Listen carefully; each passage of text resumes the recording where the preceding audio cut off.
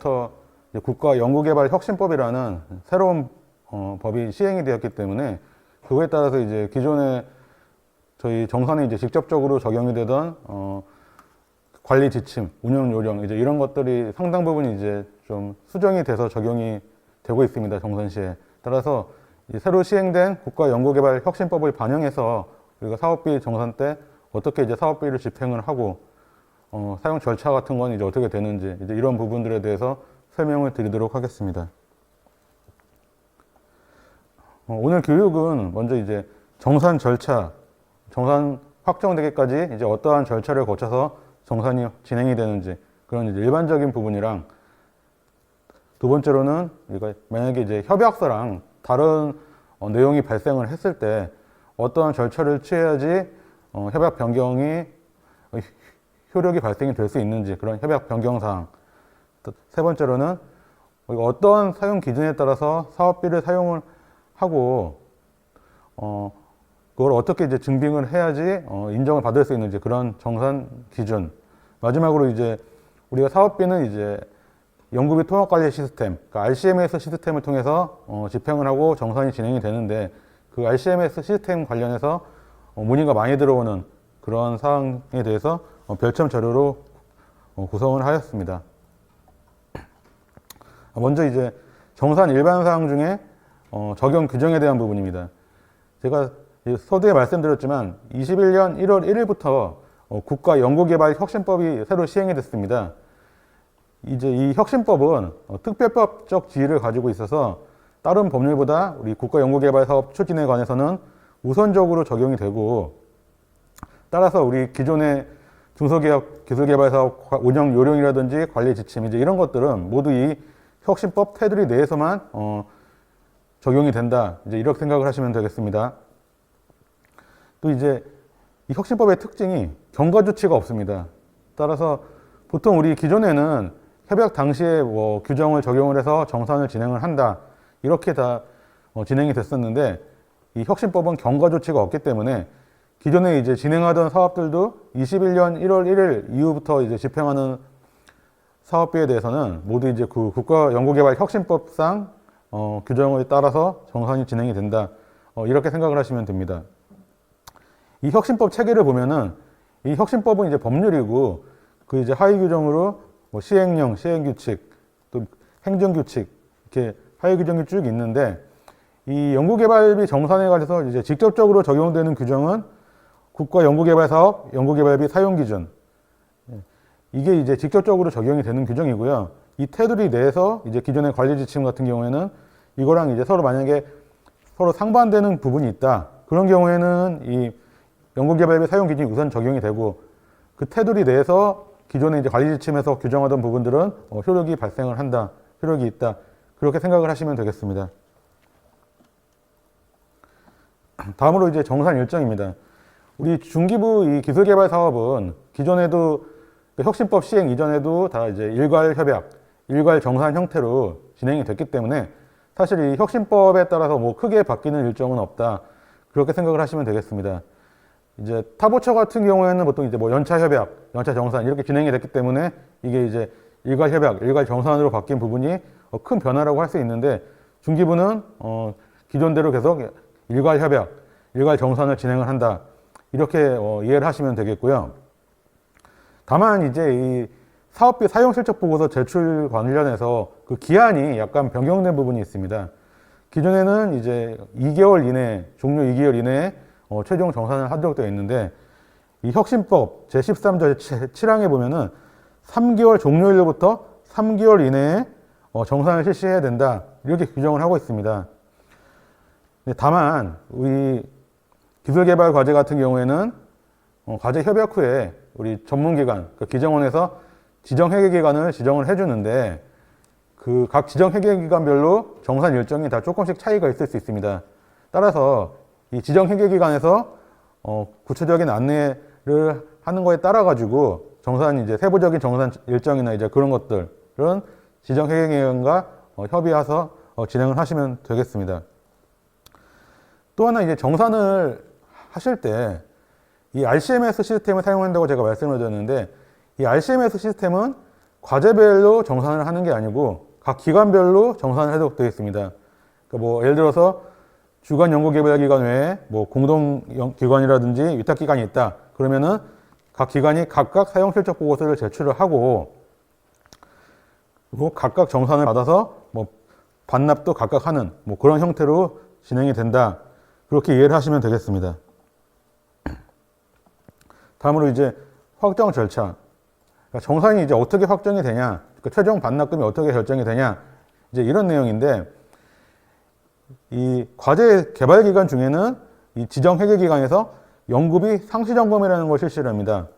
그러니까 상시 점검을 실시를 한다는 얘기는 제가 이제 앞에서 그 사용 실적 보고에 대해서 설명을 드렸는데, 연구비 집행을 위해서는 RCMS의 사용 내역을 등록을 해야 되고, 또 사용 실적 보고는 또 그거랑 또 별개의 절차라고 생각을 하시면 됩니다. 그래서 일단 과제 기간 중에 사용 내역을 입력을 하시게 되면은 지정 회계 기관에서 그 집행건이, 각각의 집행건이 이게 정상적인 집행건인지 아니면은 뭐 증빙 자료 보완이 필요하다든지 아니면 이거에 대해서 뭐 추가 소명이 필요하다든지 아니면 이거는 규정에 위배돼서 불인정이다. 그렇게 다 각 건별로 의견을 달아주게 됩니다. 그러면 이제 거기에 따라 가지고 과제 기간 중에는 증빙 자료 보완이라든지 소명 절차 이제 이런 것들을 진행을 하시면 되고요. 그러니까 이제 사용 내역 이제 입력은 이 과제 기간 내에 끝나는 거고, 이제 과제가 끝나게 되면은 그때 이제 지정 회계 기관에서 회계 감사를 진행을 하는데, 회계 감사 진행을 위해서는 RCMS에서 사용 실적 보고서 제출을 하셔야 됩니다. 이 사용 실적 보고서 제출이라는 거는 일단 제가 뒤에서 다시 설명드리겠지만 각 집행 건들에 대해서 이제 집행 마감을 하시고, 그 다음에 어떠한 뭐 공통적인 서류들, 뭐 현물부담 확인서라든지 내부 기관 자체 규정이라든지 그런 것들을 보완을 하셔가지고 최종적으로 이제 실적 보고를 하시게 되는데, 이제 그걸 토대로 이제 회계기관에서는 회계감사 보고서라는 걸 발행을 합니다. 그 회계감사 보고서를 이제 RCMS에 통해서 전문기관에 제출하게 되고, 그러면 이제 그 회계감사 결과를 토대로 전문기관에서는 정산 결과 이제 1차 확정을 하고, 이 1차 확정 결과를 이제 각 연구개발기관에 통보를 하게 되죠. 그러면 연구개발기관에서는 만약에 결과에 이의가 있다. 그런 경우에는 1개월 이내에 이의 신청을 할 수가 있습니다. 정산 결과에 대해서. 그래서 이제 그 평가를 거쳐서 최종적으로 이제 2차 확정을 하게 되고, 전문기관에서 이 결과를 토대로 이제 어떤 반납금이라든지 이제 그런 것을 공문으로 다시 이제 연구개발기관에 안내를 하게 됩니다. 다음으로 이제 이 상시점검이나 이제 뭐 최종 정산 관련해서 회계법인에 이제 질문이 많이 들어온 게 뭐냐면은, 과연 우리가 진행하고 있는 과제를 누가 상시점검을 하는 것이냐, 또 누가 정산을 진행하냐, 담당자가 누구냐, 이제 이런 질문이 많이 들어오는데, 물론 이 회계기관에 뭐 전화를 해서 물어볼 수도 있겠지만, 이 RCMS 시스템을 통해서도 확인을 할 수가 있습니다.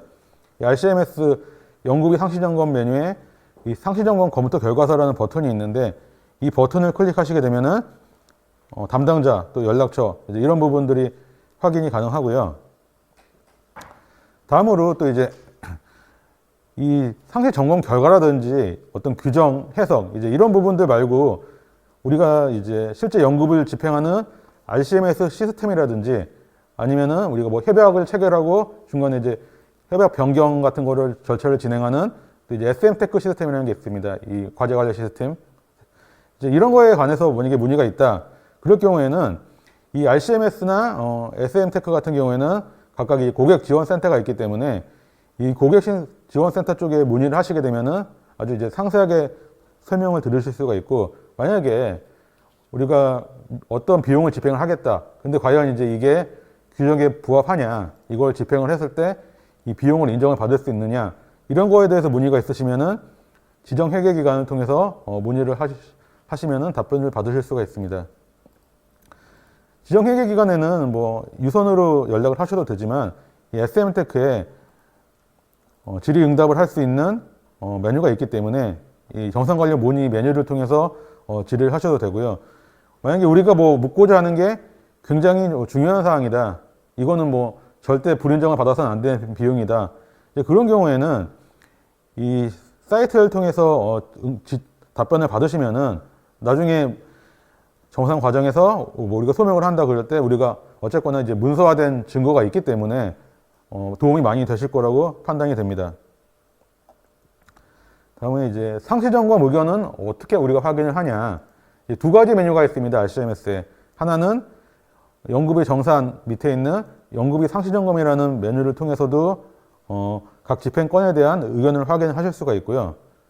다음으로는 연구비 현황 메뉴에 있는 연구비 사용 내역이라는 메뉴를 통해서도 상시점검 의견을 확인을 하실 수가 있습니다.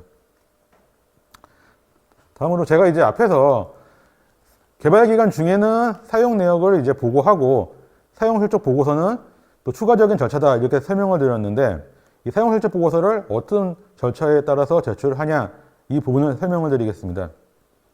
먼저 이제 절차는 크게 5단계입니다. 뭐 카드 대금 선입금, 정산 서류 등록, 이월금 등록, 집행 마감, 실적 보고서 제출 이렇게 크게 5단계인데 먼저 이제 카드 대금 선입금은 뭐냐? 그러니까 우리가 만약에 이제 카드 대금은 카드를 이제 사용한 날 바로 이제 대금이 결제되는 게 아니기 때문에 카드 대금 이제 결제일이 정해져 있지 않습니까? 보통 사용일 다음 달 뭐 이제 21일이나 22일 그 정도 보통 되는데 이 카드 대금이 결제가 안 되면은 집행 마감을 아예 할 수가 없습니다. 따라서 우리가 이제 지금 과제가 다 끝나고 정산을 이제 받고 싶다. 정산을 좀 이제 빨리 진행을 하고 싶다 한데 카드 대금이 결제가 안 돼서 정산을 진행을 할 수 없다. 이제 이런 경우에는 이 RCMS의 카드 대금 선입금 기능을 이용해서 이건 이제 카드 대금이 결제되는 개념이 아닙니다. 결제되는 개념이 아니라 카드 대금이 결제되는 계좌로 미리 이제 자금을 이제 이체해 놓는 개념입니다.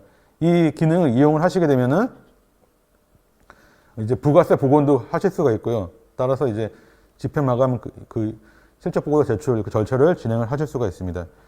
이제 여기서 또 문의가 많이 들어오는 게 뭐냐 하면은 우리가 이제 개발 기간이 다 끝났는데 그럼 이제 시스템이 막혀버리는 거 아니냐. 그래서 이제 더 이상 사업비 사용 못하는 게 아니냐. 이제 이런 질문들도 많이 있을 수가 있는데 이 집행 마감은 이제 연구개발기관이 직접 집행 마감을 하시는 겁니다. 따라서 연구개발기관에서 직접 집행 마감 버튼을 누르지 않는 이상은 시스템이 막히지 않는다. 이건 어디 뭐 회계기관에서 강제로 이제 할 수는 없는 부분입니다. 따라서 이제 이 부분을 이제 유념해 두시면 좋겠고요. 이제 카드 대금 선입금 제가 이제 좀 전에 설명드렸는데 이제 그 결제일 때문에 집행 마감이 어렵다. 이제 이런 경우에는 이 기능을 활용을 하셔가지고 추후 절차를 진행을 하실 수 있습니다. 다음으로 이제 정산 준비라는 게 있는데 이 정산 준비가 이제 앞에서 설명드린 사용 실적 보고서 5단계 중에 이제 2단계부터 4단계까지 해당되는 그 부분입니다. 먼저 이제 2단계 정산 서류 등록. 우리가 사업비 사용을 할 때 그때마다 다 이제 뭐 지출 결의서라든지 뭐 거래 명사서라든지 검수 조서라든지 증빙 서류를 다 등록을 했는데 이게 무슨 서류를 등록하는 거냐? 이제 이렇게 생각하실 수도 있는데 여기서 정산 서류 등록이라는 거는 뭐 현물 부담 확인서라든지 내부의 어떤 뭐 여비 규정 이제 이런 것들을 의미하는 겁니다. 우리가 뭐 출장을 뭐 과제 기간 중에 뭐 20번을 갔다. 이런데 또 이제 출장 한 번에 대해서는 거기 뭐 교통비가 있고 뭐 식대가 있고 뭐 여러 가지 비용이 발생을 하지 않습니까? 그때마다 여비 규정을 일일이 다 이제 첨부하기 곤란하니까 이런 공통적인 증빙 서류는 이제 정산 준비할 때 이제 한 번에 올려라. 이제 이런 개념이고요. 이거는 또 이제 현물 부담 확인서도 마찬가지입니다. 현물을 우리가 매월 등록을 하지만 이 최종적인 부담 금액은 현물 부담 확인서 이 양식이 있습니다. 연구개발비 사용 기준에 그 별첨 양식이 있는데 그 양식을 이용해서 현물 부담 확인서를 작성을 하시면 되겠고요. 다음으로 이제 이월금 등록이 있는데 사실 이 이월금 등록은 이 정산 준비 단계에서 등록하시는 게 아니고 이제 각 개발 기간 중에 각 사업비 사용할 때마다 그때마다 이제 만약 이월금이 있는 경우에는 이 사용권이 본예산으로 사용을 한 건지 아니면 이제 이월금으로 사용한 건지 아니면은 본예산과 이월금 뭐 일부씩 분담을 해서 사용을 한 건지 이거는 뭐 그때그때 등록을 하시면 되니까 사실 이제 이거는 준비 단계에서 하기보다는 미리 이제 하시면 좋겠고요. 다음에 이제 집행 마감은 제가 이제 앞에서 설명을 드렸습니다. 이 버튼을 누르면 더 이상 이제 사업비 사용이나 뭐 수정 같은 게 이제 불가능하다. 따라서 굉장히 이제 신중하게 하셔야 된다. 그렇게 제가 말씀을 드렸고요. 또 많이 이제 실수하시는 게 중에 하나가 뭐냐면은 우리가 이제 현금에 대해서는 당연히 이제 등록을 해야지만 이제 우리가 자금을 이체받으니까 등록을 다 하는데 이 현물은 이제 연구개발기관이 이제 부담한 비용을 이제 등록하는 개념이다 보니까 많이들 이제 누락을 하시는 경우가 많아요. 이 현물 같은 경우에는. 근데 집행 마감 이후에 만약에 현물을 등록하지 않은 게 있다.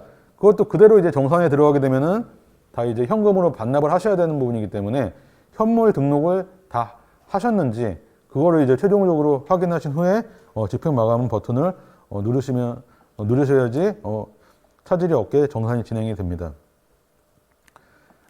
다음으로 이제 사용 실적 보고서 제출. 이 현재 RCMS 시스템에서는 각 이제 부처별로 조금씩 틀립니다. 어떤 부처는 뭐 주관 공동 위탁이 있다고 할 때 뭐 순서에 상관없이 아무나 먼저 이제 제출할 수 있는 부처도 있고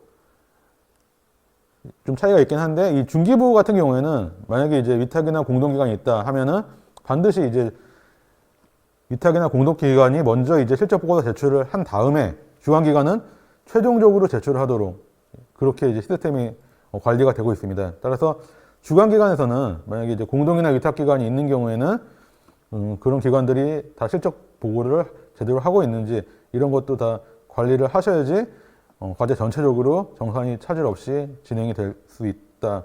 이걸 좀 유념해 두시면 좋겠고요. 다음으로 이제 그러면 우리가 이제 실적 보고서를 했어요.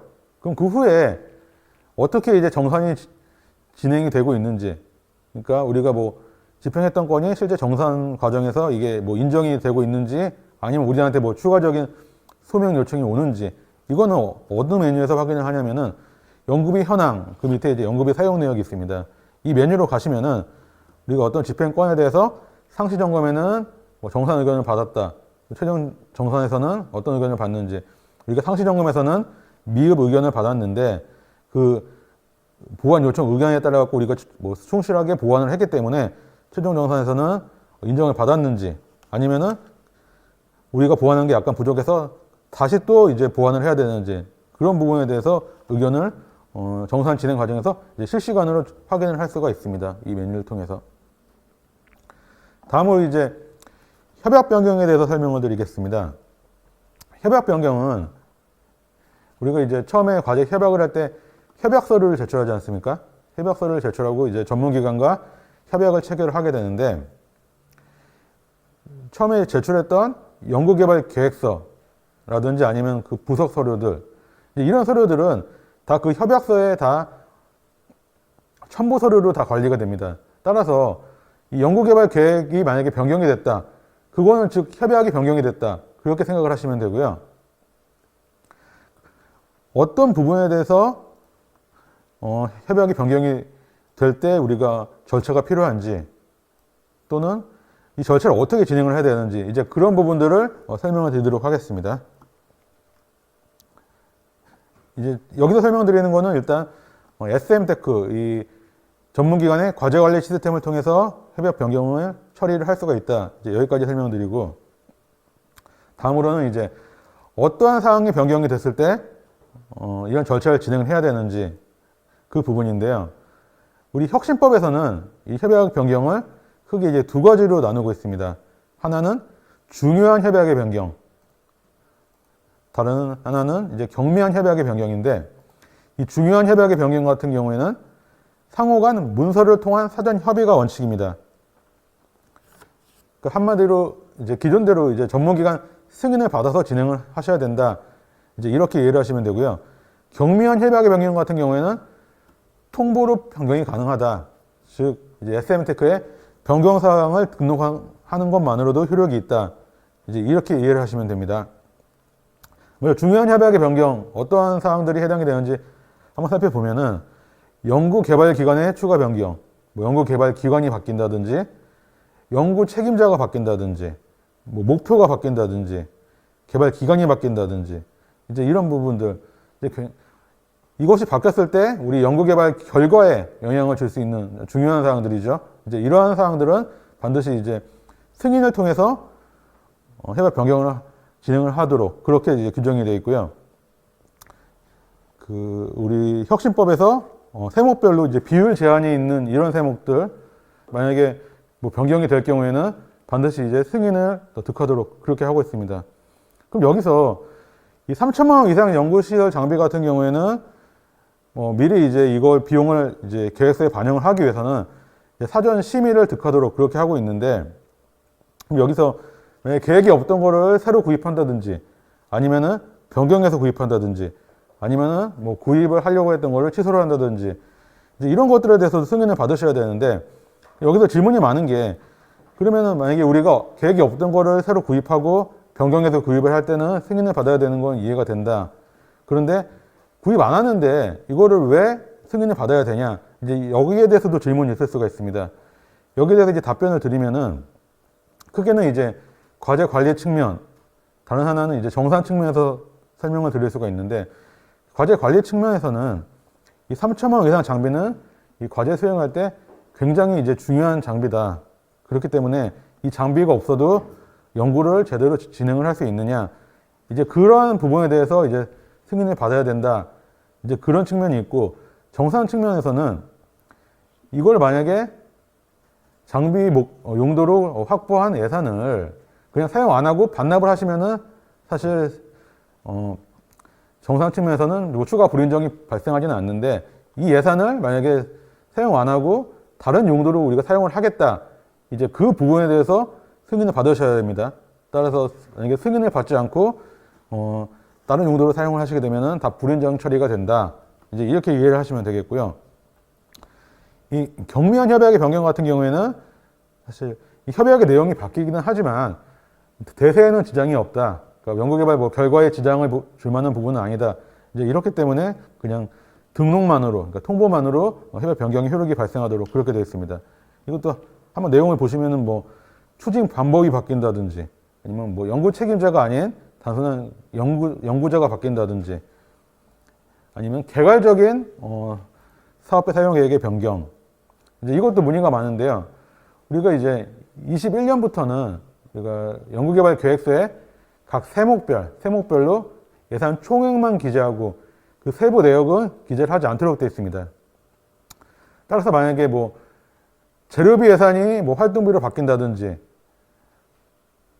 활동비 예산이 뭐 재료비로 바뀐다든지 이런 부분들은 이제 반드시 이제 SM테크에 등록을 하셔야지만 그게 이제 시스템에 반영이 돼서 그게 이제 RCMS랑 연계가 되고 그래서 이제 비용 집행이 가능해지고 이제 그렇게 진행이 되는 건데, 이제 문의가 많은 게 뭐냐면은 그러면 과연 그 활동비 내에서 우리가 뭐 출장비라든지 뭐 사무용품비라든지 이제 이런 비용 예산이 있었는데 이거가 서로 바뀌면은 그것도 협약 변경을 해야 되냐, 뭐 통보를 해야 되냐 이런 질문도 많은데, 이제 21년부터는 이제 이런 새 세목, 과거에 이건 새 세목이라고 했죠. 이 새 세목의 예산은 이제 계획서에 첨부가 되지 않는 사항이기 때문에 이런 계획이 바뀌었다. 그런 경우에는 그냥 연구개발기관 자체적으로 절차를 거쳐갖고 비용을 집행하시면 무리가 없다.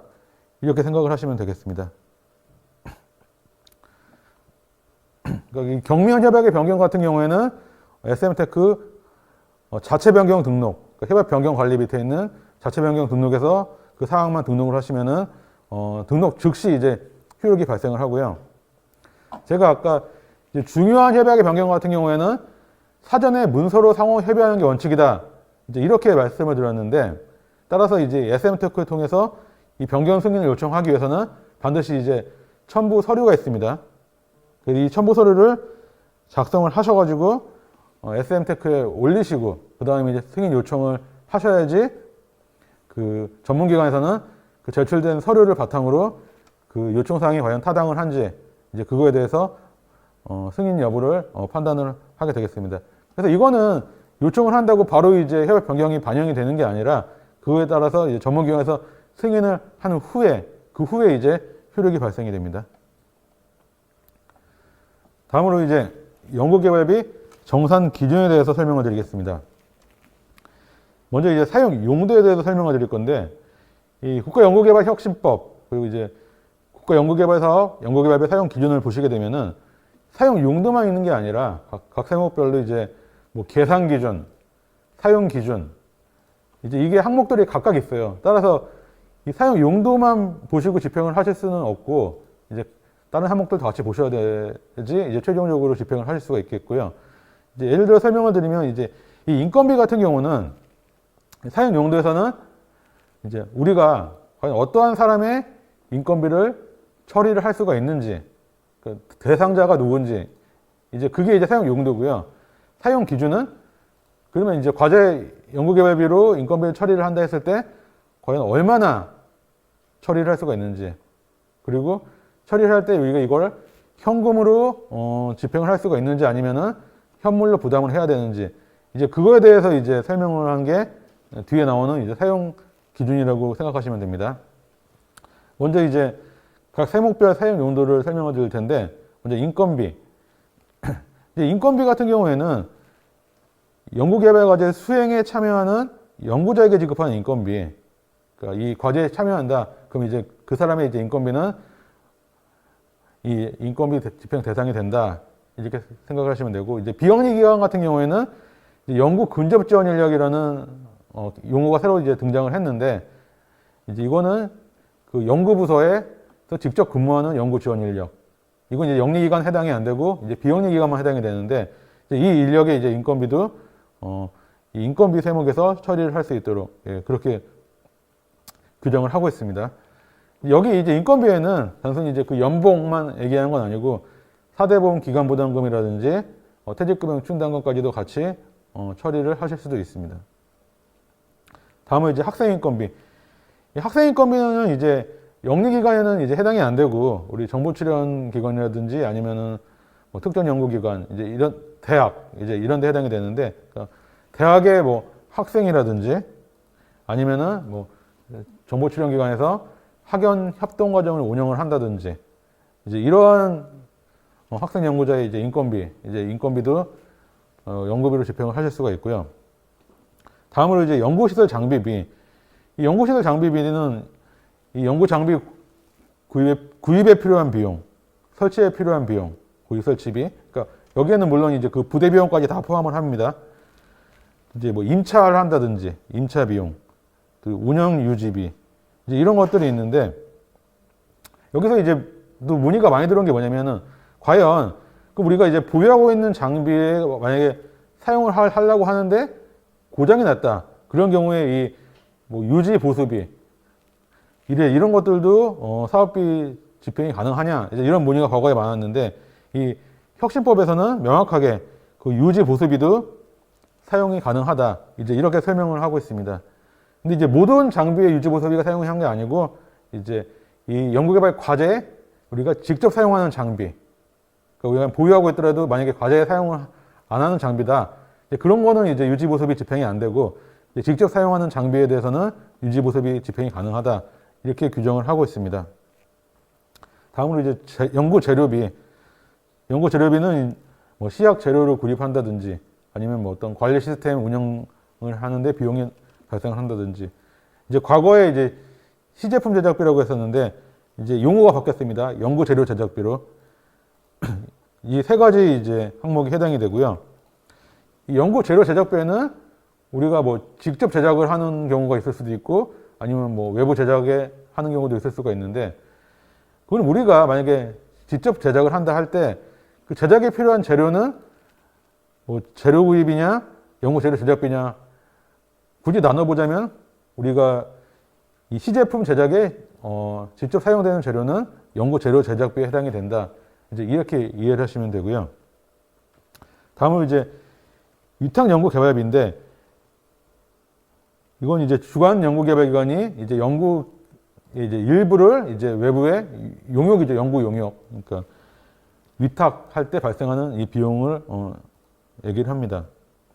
이 위탁 연구 개발비도 이 RCMS에서는 이제 직접, 그러니까 위탁 연구 개발 기관에 직접 이제 건별로 연구비 집행이 가능하도록 RCMS 시스템에는 그렇게 되어 있는데, 따라서 우리가 뭐 별도로 이제 사업비를 쓰는 거 아니냐, 이제 그렇게 생각을 하실 수도 있는데, 이 혁신법 개념상에서는 어디까지나 그 위탁 연구 개발 기관은 주관기관에서 위탁을 받아서 연구를 수행하는 거기 때문에 그 위탁 연구 개발비도 주관개발기관 사업비 연구비의 일부다. 다만 이제 그 RCMS에서 그 집행 편리성 때문에 직접 지급을 한다. 이제 이렇게 이해를 하셔야 되겠고요. 따라서 이게 주관기관으로부터 이제 받아서 하는 용역이기 때문에 주관기관에 세금계산서를 발급을 하셔야 되고 이제 그런 의무가 있습니다. 다음으로 이제 국제공동연구개발비, 연구개발부담비 이제 이러한 세목들이 이제 청취법에서 새로 생겼는데 이 세목들은 이제 일반 뭐 영리기업이나 이 뭐 중기부 사업에서는 해당이 되지 안 되고 뭐 정보출연기관이라든지 이제 이런데 그 기본 사업에서만 발생을 할 수 있는 비용이기 때문에 여기서는 뭐 설명을 생략하도록 하겠습니다. 다음으로 이제 연구활동비. 이 세부 항목들은 뭐 기존 관리 지침과 비교해서 뭐 크게 바뀐 부분은 없는데 이 혁신법에서는 크게 이제 9가지로 구분을 하고 있습니다. 먼저 이제 지식재산 창출활동비. 이거는 이제 우리 어떤 특허 관련해서 컨설팅을 받는 비용, 뭐 특허 대응 전략을 수립한다든지, 뭐 핵심 특허 확보 전략을 수립한다든지 이런 이 컨설팅 비용을 이제 의미하고요. 다음으로 이제 또 하나 중요한 개념 중에 하나가 뭐냐면 외부 전문기술 활용비라 그래서 과거에 이제 기술 도입비, 전문가 활용비, 연구개발 서비스 활용비 이 세 가지 항목을 묶어갖고 외부 전문기술 활용비라는 새로운 개념을 개념이 새롭지는 않지만 새로운 용어가 혁신법에서는 등장을 했습니다. 그래서 이 외부 전문기술 활용비 같은 경우에는 직접비의 40% 내에서만 집행이 가능하다. 이렇게 한도 규정도 있고요. 이제 과거에 그럼 우리가 시험 분석 비용 같은 경우에는 이 연구활동비 어디서 집행을 해야 되냐 이제 이런 질문도 많은데 이 시험 분석비는 연구개발 서비스 활용비에 해당이 되기 때문에 그 시험 분석 비용 자체가 외부 전문기술 활용비 항목으로 집행을 하시면 된다. 이렇게 그렇게 이해를 하시면 되고요. 다음은 이제 회의비. 이 회의비도 개념이 좀 바뀌었어요. 그러니까 관리지침이랑 기존이랑 비슷하기는 한데 과거에는 이제 이 회의에 소요되는 어떤 식대나 다가비 이것만을 이제 얘기했는데 이 혁신법에서는 그 식대 다가비뿐만이 아니라 회의에 필요한 뭐 장소 임차료라든지 아니면 뭐 세미나 개최비라든지 이런 추가적인 비용도 다 이제 회의비로 처리를 하도록 그렇게 규정을 하고 있습니다. 다음으로 이제 출장비인데 이제 관리 지침에서는 과거 뭐 국내외 여비라고 표현을 했는데 이제 혁신법에서는 출장비라고 이제 용어가 바뀌었고요. 거기 이제 기본 내용이라든지 뭐 사용할 수 있는 비용들은 과거랑 비슷하다 이렇게 생각을 하시면 되겠습니다.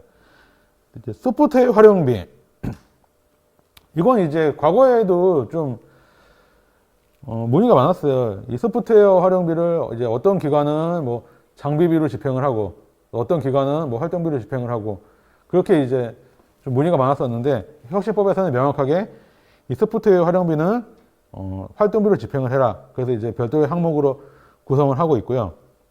다음으로 이제 연구실 운영비. 이 연구실 운영비는 크게 이제 4가지가 있습니다. 하나는 사무용 소프트웨어 및 사무용 기기 구입비. 다음으로 사무용품비. 다음으로 이제 연구실 운영에 필요한 소모성 경비. 다음으로 이제 과거에 이제 연구 환경 유지비라고 했던 그런 환경 유지를 위한 비용. 크게 이제 4가지로 구성이 되는데 여기서 이제 유념하셔야 될 게 사무용품비. 이 사무용품비는 뭐 영리기관이나 비영리기관이나 그냥 자유롭게 사용을 하실 수 있습니다. 과거대로. 사무용품비는 그런데 영리기관 같은 경우에는 이 연구실 운영에 필요한 소모성 경비는 아예 사용이 불가하다.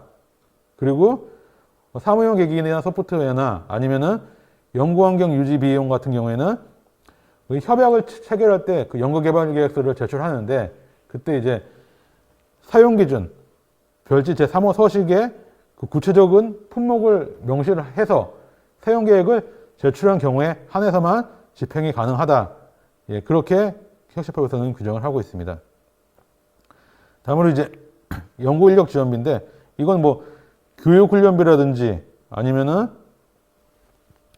뭐 야근식 때 주로 이제 이런 것들 해당이 되겠고요. 이제 여기 위에서 이제 그 출장비라든지 이런 뭐 연구 인력 지원비 이제 이런 것들. 과거에는 만약에 이제 연구 근접 지원 인력이 있다 했을 때 연구 근접 지원 인력은 인건비 말고는 아무것도 사용을 못한다. 그렇게 했었는데 이제 혁신법에서는 그걸 좀 규정을 풀어가지고 연구 지원 인력도 이런 연구 인력 지원비라든지 출자비 사용이 가능하도록 그렇게 좀 이제 규정을 완화해서 적용을 하고 있고요. 다음에 이제 뭐 종합사업관리비 같은 경우에는 사실 중기부에서는 사업에서는 크게 해당되는 부분이 없고, 다음은 이제 뭐 논문 게재료라든지 문헌 구입비, 인쇄 복사비 이제 이런 것들은 그 밖의 비용으로 해서 제9호 연구활동비 사용량도 제9호로 따로 이제 묶어서 규정을 하고 있습니다. 여기서 또 이제 비영리 기관에서는 이 논문 게재료 관련해서 문의가 많은데, 과거에는 뭐 연구개발 계획서에 반영되지 않은 논문 게재료는 다 불인정이다. 그래서 이제 그 규정이 있어가지고 관리 지침에 그것 때문에 이제 정상 과정에서 뭐 이의 제기도 많이 있고 그랬었는데, 혁신법에서는 어차피 뭐 연구비 세부 항목을 기재를 하지 않기 때문에 이 논문 게재료는 그냥 자유롭게 사용을 할 수가 있다. 이 과제와 직접 관련된 논문 게재료는 자유롭게 사용하실 수가 있다. 이제 그렇게 이해를 하시면 되고요. 다음에 이제 연구수당. 이 연구수당은 이 인센티브입니다. 인센티브인데 이 연구개발 과제에 참여 연구자에 대해서 성과 평가를 한 다음에 지급하는 인센티브다. 그렇게 생각을 하시면 되고. 근데 여기서 이제 주의하셔야 될 거는 연구 뭐 근접 지원 인력이라든지 아니면은 뭐 지원 인력은 해당이 안 된다. 또 하나는 과제에 조금이라도 참여를 했으면은 뭐 중도에 참여했다가 퇴사를 했다든지 아니면은 뭐 애초부터 일부 기관만 참여를 하기로 해서 일부 기관만 참여를 했다든지 그런 사람들도 다 포함을 해서 성과 평가를 하도록 그렇게 규정을 하고 있고요. 이 간접비는 이제 인력 지원비, 연구 지원비, 성과령 지원비 이거는 뭐 과거 관리 지침이랑 뭐 크게 차이는 없습니다. 인력 지원비 보시면 이제 연구 지원 인력 인건비라고 그래가지고 앞에서 이제 인건비로 집행이 가능한 연구 근접 지원 인력은 연구실에 이제 부서에서 직접 근무한 인력이고, 여기서 이제 얘기하는 연구 지원 인력은 그 인력뿐만이 아니라 뭐 중앙 부서에서 연구 지원을 하는 그런 인력도 다 해당이 되겠고요. 또 이제 이 지원 인력은 영리기관도 사용이 가능합니다. 만약에 영리기관에서도 뭐 연구비 관련해서 어떤 행정적인 보조를 하는 인력이 있다. 그러면 그 인력의 인건비도 인력 지원비로 다 집행이 가능하고요. 이제 연구개발 능력성과급. 이 능력성과급이 과거에는 이제 또 부처별로 규정의 차이가 있었어요. 어떤 부처에서는 연구자는 참여 연구자는 어차피 이제 연구수당을 받기 때문에 능력성과급은 받아서는 안 된다. 뭐 그렇게 규정하는 부처도 있었는데, 혁신법에서는 연구자랑 연구 지원 인력 모두 다 포함해서 평가를 한 다음에 그 다음에 이제 지급을 하도록 그렇게 규정을 하고 있습니다. 다음에 이제 과거에 이제 연구개발 준비금이라고 하는 이제 그 비용도 인력지원비에서 집행이 가능하고요. 연구지원비는 여기서 이제 좀 유의하셔야 될 게 뭐냐면은 이 연구 보안관리비라는 게 있는데 이 기술 임치 비용이 이 연구 보안관리비에 해당이 됩니다. 따라서 이 우리 중기부 기술개발 사업 같은 경우에는 종료의 2개월 이내에 의무적으로 이제 임치를 하셔야 되기 때문에 이 보안관리비는 필수적으로 이제 예산을 산정을 하셔야 되고요. 이 성과활용 지원비는 뭐 과학문화 활동비 아니면 뭐 지식재산권 출원 등록비 이제 이런 것들이 해당이 됩니다. 과학문화 활동비는 이 연구와 관련된 어떤 홍보를 한다. 그런 뭐 홍보문 제작이라든지 이제 이런 것들도 해당이 될 수가 있고, 이 지식재산권 출원 등록비는 뭐 특허 출원비라든지 이제 그런 것들 과거에 많이 사용하시던 그런 것들이 해당이 됩니다. 여기서 보시면은 표준 활동에 필요한 비용 이제 이것도 이 지재권 출원 등록비에 해당이 되는데, 이 관리 지침에서는 우리 이제 이 인증 비용도 이 성과활용 지원비로 집행을 하도록 그렇게 규정을 하고 있습니다.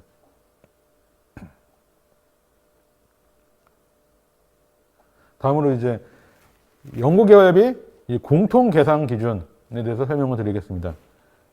연구개발비를 계상을 할 때 이제 어떻게 계상을 해야 되냐 이제 이런 내용인데, 크게 이제 우리가 비목이라고 하죠. 비목은 크게 이제 직접비와 간접비로 구분이 됩니다. 직접비는 해당 연구개발 과제 수행에 필요한 금액, 간접비는 여러 연구개발 과제 수행에 공통적으로 소요되는 비용, 이제 이렇게 구분을 하고 있는데, 우리가 어떤 비용이 있다. 근데 이게 이 과제에 직접적으로 해당이 된다. 그런 경우에는 이제 직접비로 계산을 하시면 되겠고요. 아니면은 이 비용이 이 과제에도 분명히 필요한 비용이긴 하다. 하지만 이 과제랑만 관련된 게 아니라 여러 과제에 공통적으로 관련이 된다. 이제 그런 경우에는 간접비로 계산을 하시면 되겠습니다. 이때 주의하셔야 될 거는 여러 과제에 이제 공통적으로 관련됐다는 게 이 과제에 이제 독점적으로 이제 사용이 안 된다고 하더라도 어디까지나 연구에는 관련이 돼야 된다. 아예 연구랑도 관련이 없다. 이제 그런 경우는 아예 연구비로 집행을 하시면 안 됩니다. 그런 경우는. 다음으로 이제 영리기관의 현물 부담 원칙. 이건 이제 운영 요령에서 이렇게 규정을 하고 있는 부분인데, 우리가 이제 비영리기관은 이제 보통 현물을 부담하는 경우가 없기 때문에 영리기관에만 이제 해당이 된다. 이제 그렇게 이해를 하시면 되고요. 이게 어떤 항목들이 있냐면은 연구개발비가 아닌 자체 재원으로 고용한 연구자가 연구개발 과제를 수행한 경우 해당 연구지어의 인건비. 그러니까 우리 기본적으로 이 연구개발비라는 거는 이 과제 수행 때문에 어떤 추가적으로 발생하는 비용을 지원해주는 그런 개념입니다. 따라서 우리가 원래 기존에 있던 연구자가 인력이 이 과제에 참여 연구자로 참여를 한다. 그런 경우에는 이 과제 때문에 어떻게 추가적으로 발생하는 비용은 아니기 때문에 이제 현물로 이제 부담을 하는 게 원칙이다. 이렇게 이해를 하시면 되고요. 다음으로 이제 기존에 보유하고 있는 장비 사용료, 시설 장비 사용료. 이제 이것도 역시 우리가 뭐 기존에 보유하고 있던 장비이기 때문에 이것도 이제 현물로 해야 된다. 추가적으로 뭐 현금으로는 안 된다. 이제 이런 개념입니다. 다음으로 이제 뭐 기존에 보유하고 있던 시약 재료, 또 이제 과제 시작 전에 개발 과제 시작 전에 도입한 기술 도입비, 이제 이런 것들이 있는데, 그러니까 이 기술 도입비도 만약에 과제 시작 후에 우리가 기술 이전을 받았다, 기술 도입을 했다, 그런 경우에는 현금 계산이 가능합니다. 근데 여기서 얘기하는 거는 시작 전에 미리 우리가 기술 이전을 받아서 그걸 토대로 만약에 과제를 진행을 한다 했을 때, 이거는 이제 사업기간 전에 지출한 비용이기 때문에 그 비용은 이제 현물로 부담을 해야 된다. 이렇게 이해를 하시면 되고요. 여기서 이제 이 기술 도입비 같은 경우에는 현물이 이제 인정하는 기준이 좀 장부랑은 좀 틀린데, 여기서는 이제 2년입니다. 기술 도입비는 2년. 시작일 2년 내고 도입한 비용이 50%다. 그러니까 이 기술 같은 경우에는 이제 상당히 이제 빠르게 변화를 하기 때문에 실질적으로 뭐 이제 2년이 넘어간 기술은 인정을 해줄 수가 없다. 이제 이렇게 하시면 되고요. 그러니까 기술의 급변 때문에 2년만 인정한다. 이제 이렇게 이해를 하시면 됩니다. 다음으로 이제 계상 불가한 비용. 그러니까 이제 연구 개발비로 이거 비용을 쓸 수가 없다. 이제 이런 게 어떤 항목들이 있냐면은, 먼저 이제 환급받을 수 있는 관세, 부가세 등에 해당하는 금액. 그러니까 여기서도 이제 정산할 때 이제 문의가 많은 게 뭐냐면은, 우리는 어떠한 세무적인 리스크가 있기 때문에 이 비용은 부가세 환급을 안 받는다. 이제 이러한 문의가 많이 있을 수가 있는데, 정산을 할 때는 만약에 부가세 환급을 안 받는다면은 그게 이제 어떠한 규정에 따라서 환급을 안 받는 거지. 그러니까 부가세법에 이게 불공제 항목으로 돼 있는지 안 돼 있는지, 그런 이제 법률 기준으로 소명을 해주시면 뭐 인정을 해드릴 수 있는데, 만약에 법률에 근거가 없다, 이제 그런 경우에는 인정을 해드릴 수가 없습니다. 그러니까 실제 이제 혁신법에서도 실제 환급받지 않더라도 받을 수 있다. 이제 그러니까 법률상 이걸 받는데 문제가 없다. 그런 경우에는 다 이제 연구개발비로 계상을 할 수 없게 그렇게 규정을 하고 있고요. 이제 뭐 주류 등 유형성 비용, 뭐 중복 계상 비용, 뭐 이런 것들은 과거 관리 지침에 있던 내용 뭐 그대로 이제 적용이 된다. 이렇게 생각을 하시면 되고, 다음으로 이제 중요한 게 인적 물적 구분이 명확하지 아니한 기관 간 거래. 이게 무슨 뜻이냐? 하면 이제 주로 이제 특수관계자 거래를 의미하는데, 특수관계자는 이제 뭐 인적인 특수관계, 그러니까 뭐 우리 회사 대표님이 갖고 있는 다른 뭐 회사와 거래를 한다든지, 뭐 대표님이 배우자가 갖고 있는 회사와 거래를 한다든지, 이제 이런 것들 해당이 될 수가 있고, 아니면은 물적 구분이 곤란하다. 뭐 우리 회사가 지배하고 있는 회사와 거래한다든지, 아니면 우리 회사의 지배 회사와 거래한다든지, 이제 이러한 기관 간 거래는 사실 이제 공정한 거래가 발생하기 어렵다. 그러니까 이제 실제 거래를 했을 때 우리가 뭐 공정한 거래로 가격으로 거래를 했냐 아니냐, 이제 뭐 그걸로 따지는 건 아니고, 애초에 이제 공정한 거래가 이제 발생하기 어렵기 때문에 아예 그냥 하지 말아라.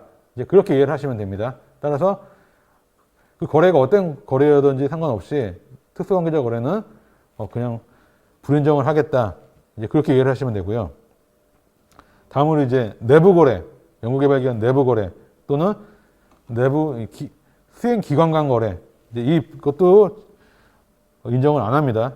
이것도 이제 그 내부 거래에서는 어쨌거나 뭐 거래를 할 때 뭐 손해보고 우리가 뭐 거래를 하진 않지 않습니까? 따라서 거래에 따라서 뭐 이제 이윤이나 이런 게 발생이 되는데, 그걸 이 과제 내에서는 내부에서는 인정을 안 하겠다.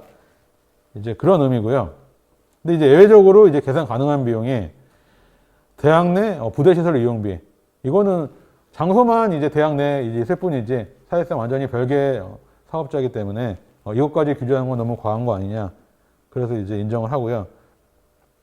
또 하나는 이제 우리 비영리 기관에 해당되는 게 어떤 거냐면은 그 내부의 어떤 공동 장비 사용료, 또 이제 내부의 어떤 시험 분석료, 이제 이런 것들은 집행이 가능합니다. 이것은 이제 뭐 과거에도 계속 이제 관리지침 하에서도 사용이 가능했던 비용인데, 그러니까 우리 이 연구개발혁신법이라는 게 상당히 이제 연구자 중심의 어떤 행정적인 부담을 경감하고 연구 사용의 자율성을 확보하기 위해서 이제 만들어진 개념인데, 법률인데, 여기서 이러한 비용까지 규제한 건 너무 과도한 처사가 아닌가. 그러니까 우리 기관 내부에 충분히 활용할 수 있는 장비가 있는데도 불구하고 그거를 굳이 이제 외부 기관을 이용을 해야 되냐. 또 우리 내부에 있는 시험 분석 센터에서 충분히 이제 시험 분석 별가서 발행이 가능한데 굳이 이제 외부 기관에 의뢰를 해야 되냐. 이제 이런 것들은 너무 과도한 규제다. 그렇게 이제 판단을 하기 때문에 이런 비용들은 집행이 가능하도록 되어 있습니다. 이거는 뭐 과거에도 이제 인정이 됐던 부분이기 때문에 그게 뭐 변동된 사항은 아니고요. 또 이제 비영리 기관 내 중앙 창고를 통해서 이제 개정 대체하는 비용. 이제 대표적으로 이게 많이 이제 발생하는 게 주로 이제 병원 같은 경우에는 내부에 어떤 중앙 창고를 두고 거기를 통해서 어떤 씨약이나 재료 구매를 하고, 또 아니면 뭐 우리 실험에 필요한 동물 같은 것도 구매를 하고 하는데, 이제 그런 것들도 다 이제 어떤 물류 비용 절감을 하고 또 연구 행정 효율을 위해서 다 시행하는 제도이기 때문에 이제 그런 거는 인정을 해주겠다. 이제 그렇게 이해를 하시면 됩니다. 다음으로 이제 공통 인정 기준. 그러니까 어떻게 집행을 하면 우리가 인정을 해주겠느냐. 이제 그런 규정인데요. 연구개발비를 계상한 바에 따라 사용하고 증명 자료를 구비해야 된다.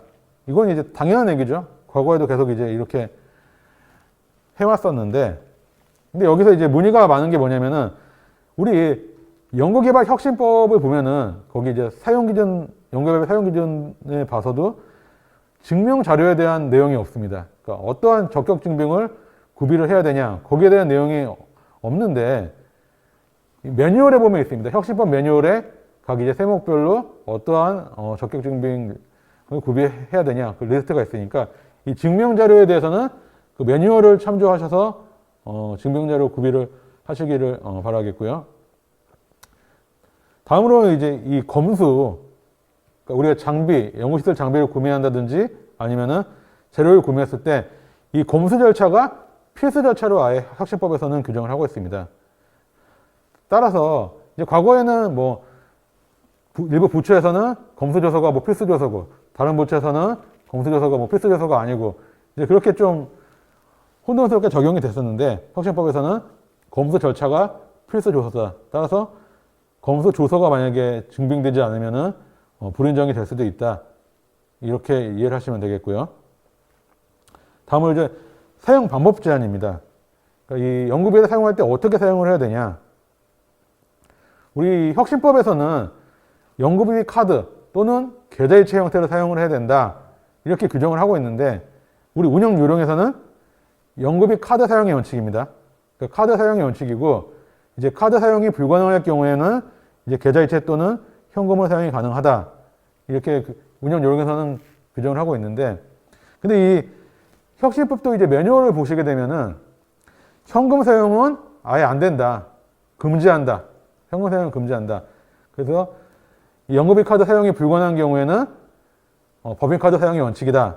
또 매뉴얼에는 그렇게 되어 있기 때문에 이 우리 운영 요령과 이 매뉴얼을 종합적으로 이제 고려를 하면은 그러니까 개발비 카드 사용이 원칙이지만 만약에 우리 뭐 재료나 뭐 그런 거 장비 구매할 때 카드 결제가 안 되는 경우도 있지 않습니까? 그런 경우에는 직접 거래처로 직접 이제 이체를 해주고 또 이제 그것도 안 된다. 그런 경우에는 법인카드를 사용해야 된다. 예를 들어서 우리가 뭐 출장에 가서 계좌이체 해주는 경우는 거의 없지 않습니까? 그런 경우에는 만약에 거기서 연구비 카드가 뭐 결제가 안 된다. 그런 경우에는 반드시 이제 법인카드를 사용을 해야지 우리가 인정을 하는 게 원칙이다. 그렇게 이해를 하시면 되겠고요. 그러니까 과거에는 이제 뭐 개인카드 사용도 출장비 같은 경우에는 뭐 과잉적으로 인정을 하고 있었는데 사용 내역을 등록을 해야만 이체가 가능하도록 시스템이 그렇게 구성이 되어 있습니다. 따라서 먼저 이제 사용 내역을 입력을 하시고 그 후에 이제 이체를 하는 방식으로 진행을 하시면 되겠습니다. 다음으로 이제 사용 기간 제한이 있는데 이건 이제 과거랑 큰 원칙은 변동이 없어요. 그러니까 이 연구개발비는 연구개발 기간 내에 사용을 해야 된다. 그러니까 지출 원인 행위가 기간 내에 완료가 돼야 된다. 이제 이 얘기인데 지출 원인 행위가 뭐냐면은 이제 목적 사항을 이행 완료한 금액 그런 것을 이제 의미합니다. 따라서 만약에 우리가 어떤 재료를 샀다. 그러면 그 재료를 사는 목적이 뭐예요? 그 재료를 우리가 받아서 실제 이제 연구에 활용하는 것까지가 그 재료를 구매하는 목적이기 때문에 반드시 이제 연구 개발 기간 내에 검수가 완료되고 실제 이제 연구 개발 과제에 사용됐다는 것까지 그것까지 이제 입증을 하셔야지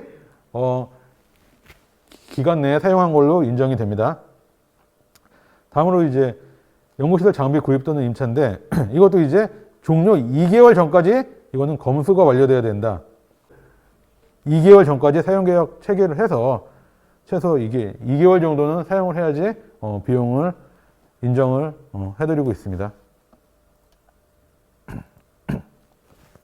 다음으로 이제 계상 비율 제한이 있는 이제 세목들이 있는데 제가 앞에서 이제 그 중요한 협약의 변경에서 한번 말씀을 드렸는데 이 계상 비율이 제한이 있는 세목 같은 경우에는 대부분 다 이제 뭐 중요한 협약의 변경으로 그렇게 규정을 하고 있습니다. 아니면은 뭐 아예 협약 변경이 안 된다거나 이제 그렇게 되는데 조금 더 이제 설명을 드리면은 이 영리기간 현금 인건비 이것도 이제 총 연구개발비 현금의 50% 이내에서 계상이 가능하도록 하고 있습니다.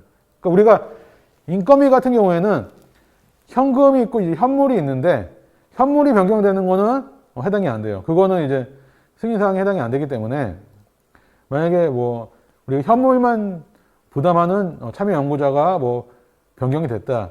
그거는 이제 승인까지는 안 받아도 되는데 만약에 현금이 계상하는 인건 참여 연구자가 변경이 돼서 인건비 변경이 필요하다. 그런 경우에는 승인을 받으셔야 되고요. 또 이제 외부 전문기술 활용비는 40% 현물 포함한 직접의 40%. 그러니까 너무 이제 그 외부 기술을 많이 활용하고 외부 전문가에 너무 이제 의존을 하는 거 그런 걸 이제 방지하기 위해서 40%. 위탁연구 개발비도 마찬가지로 40%인데 근데 대상이 다릅니다.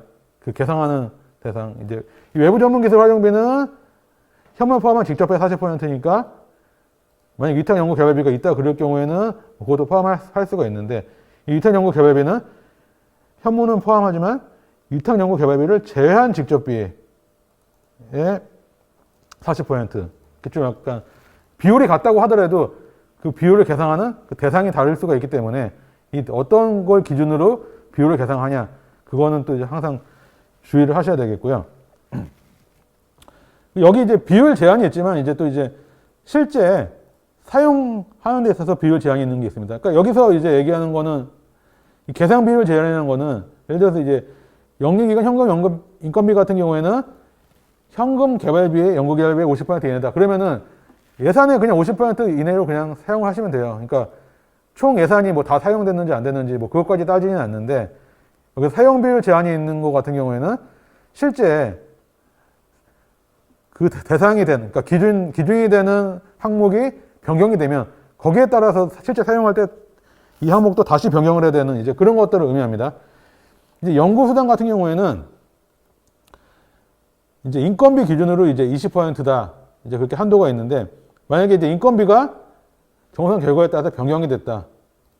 아니면 또는 인건비 예산을 다 100% 사용을 안 해서 예산이 남았다. 그런 경우에는 이제 실제 인정받은 수정 인건비의 20% 이내에서 집행을 하셔야 됩니다. 그리고 또 이제 직접비 사용 비율을 20% 이상 초과하면 불인정이 된다. 또 한 명한테 최대 70%까지만 지급 가능하다. 이제 혁신법에서 이렇게 규정을 하고 있는데, 관리 지침에서는 여기에 또 추가적인 제한이 있습니다.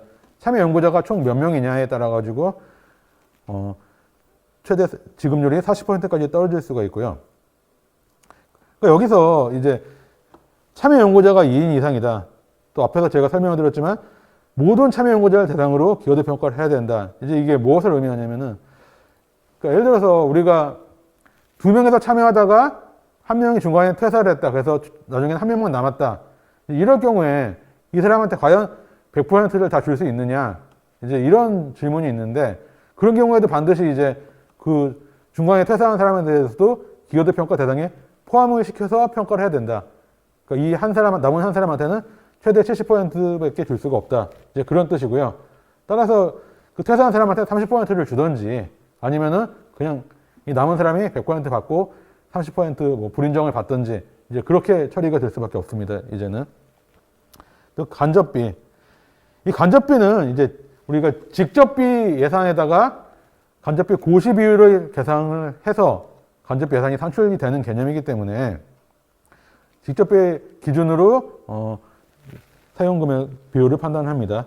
따라서 만약에 직접비 집행 비율, 그러니까 현물을 제외한 현금 기준으로 직접비 집행 비율이 만약에 50% 이하다.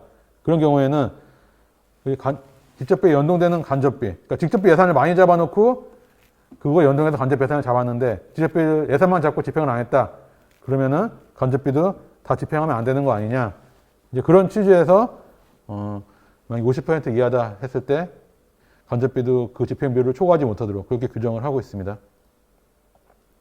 다음으로 이제 공통 불인정 기준인데, 우리 그 연구개발 혁신법을 보면은 이제 어디에도 이 불인정 기준이라는 게 없어요. 없는데 이제 우리 운영 요령에서 이제 불인정 기준이 있습니다. 이제 뭐 쭉 보시면은 뭐 어차피 다 내용이 다 일맥상통하는 내용이고, 그러니까 혁신법에서 뭐 하지 말라는 거를 했다. 그런 경우에 불인정이 된다. 이제 그런 내용이고요.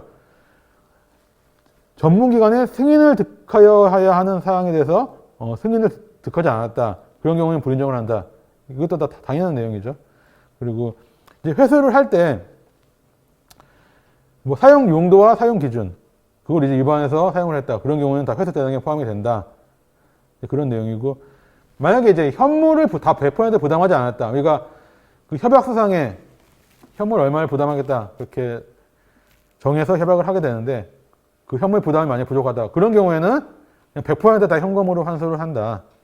이제 우리 연구개발비 구성이 정부지원 연구개발비, 다음에 기관부담 연구개발비로 구성이 되는데, 또 그 기관부담 연구개발비는 다시 이제 현금이랑 현물로 나눠집니다. 근데 그 현물을 우리 협약 계획보다 적게 부담을 했다. 그런 경우에는 우리 연구개발비 자체가 이제 다 부담이 안 된 상태이기 때문에 그걸 다 100%로 현금으로 회수를 하도록 그렇게 규정을 하고 있습니다. 다음으로 이제 인건비 사용 기준. 제가 앞에서 이제 사용 용도에서는 이제 인건비, 누구의 인건비를 우리가 쓸 수 있느냐, 이제 거기까지 설명을 드렸는데, 이 사용 기준에서는 이제 얼마나 쓸 수가 있느냐, 이제 그 부분에 대한 내용입니다. 우리 혁신법에서는 인건비 계상률에 따라서 우리가 사업비로 집행을 할 수가 있다. 그렇게 규정을 하고 있습니다.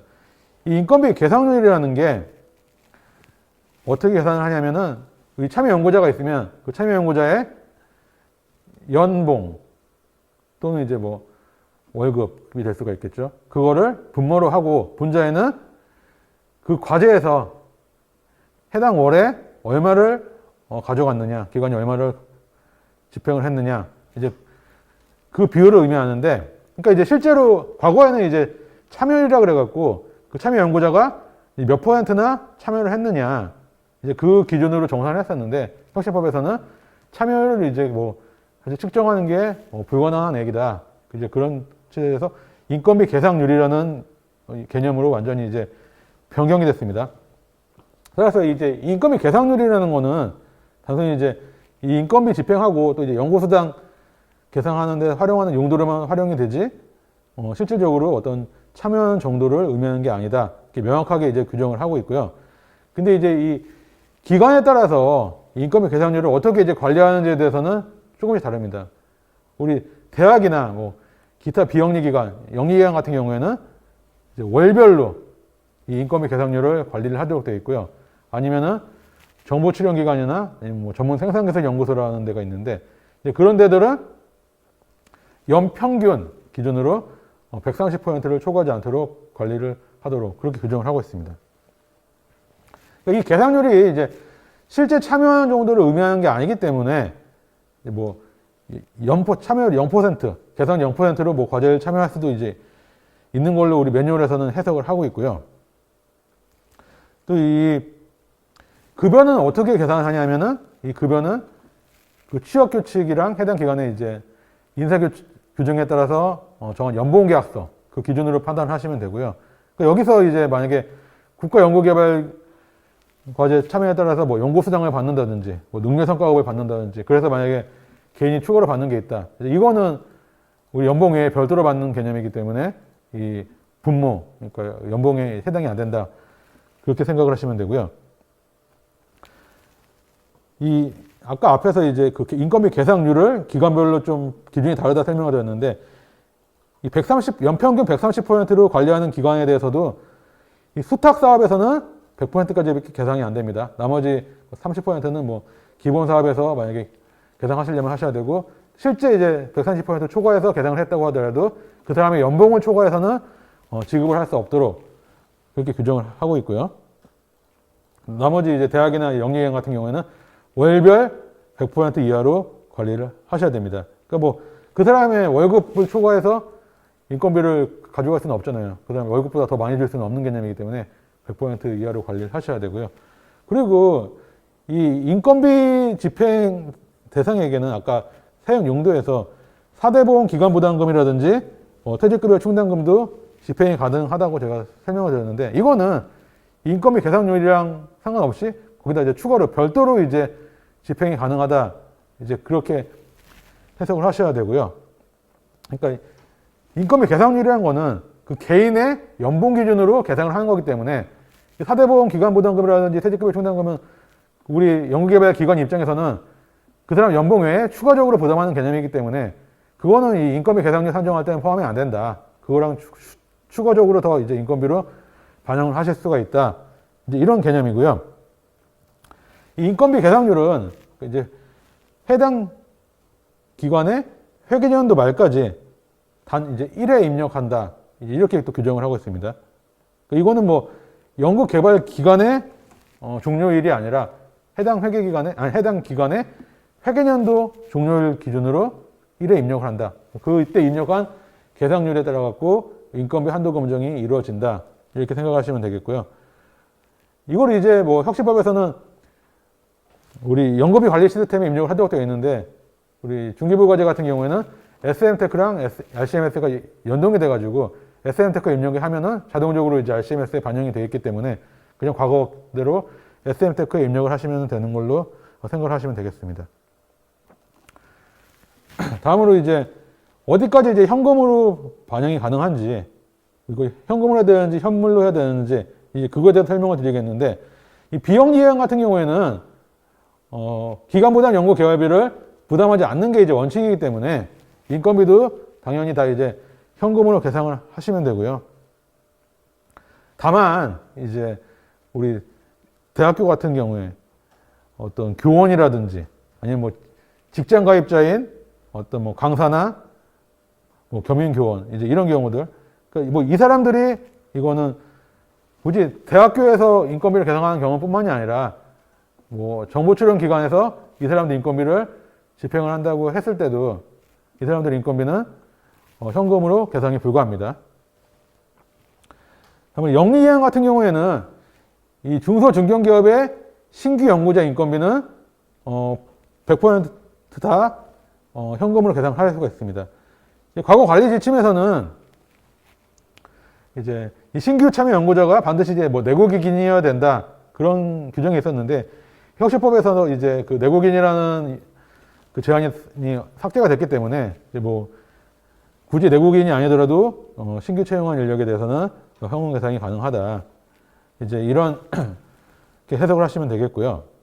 또 이제 우리 연구개발비 사용 기준 별지 제2호 서식에 보시게 되면은 그 영리기관의 인건비 사용 관리 계획이라는 서식이 있습니다. 거기서 서식을 보시게 되면은 기존 인력 인건비, 신규 인건비 구분을 해서 계획이 얼마, 또 변경된 계획이 얼마, 실제 사용된 금액이 얼마, 이게 구분인 관리를 하도록 되어 있기 때문에 이 영리기관에 만약에 신규 연구자 인건비가 잔액이 남았다. 그거는 반납이 원칙입니다. 신규 인건비는 그 활용 서식이 제출한 거에 따라서 반드시 이제 기존 인력 인건비와 구분해서 관리를 하셔야 되겠고요. 다음으로 이제는 뭐 중앙행정기관의 장이 현금 계산이 필요하다고 인정되는 하는 경우에는 현금 계산이 가능한데 우리 관리 지침에 보면은 뭐 지식 서비스 분야라든지 창업 초기 기업이라든지 이제 이런 기업들은 현금 계산이 가능한 걸로 이제 규정이 되어 있고, 그리고 또 이제 인건비 현금은 연구개발비 현금의 50% 내에서 가능한데 이런 건 다 이제 과제 사업 공고할 때 다 좀 명시가 돼서 공고가 되고 있어요. 그러니까 어떠한 여기서 이제 혁신법에서 규정한 저런 신규 채용 연구자 외에 어떠한 경우에 기업들은 이제 추가적으로 현금 계산이 가능한지, 또 어떠한 기업들은 50% 초과해서 현금 계산이 가능한지 그런 것들은 이제 사업 공고시에 주로 이제 같이 이제 공고가 되고 있기 때문에 이 사업 공고문을 좀 참조를 하셔가지고 연구개발비 계산을 하셔야 되겠고요.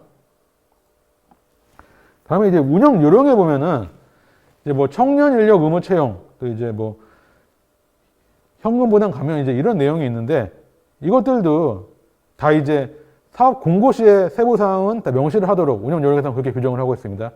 따라서 이제 사업 공고문을 많이 참조를 하셔야 되겠고, 이거 관련해서는 여기서 좀 주의하셔야 될 거는 그 총 연구개발 기간 동안에 기업 기준으로 기업에 지원되는 정부 지원 연구개발비가 4억 원이 넘는다.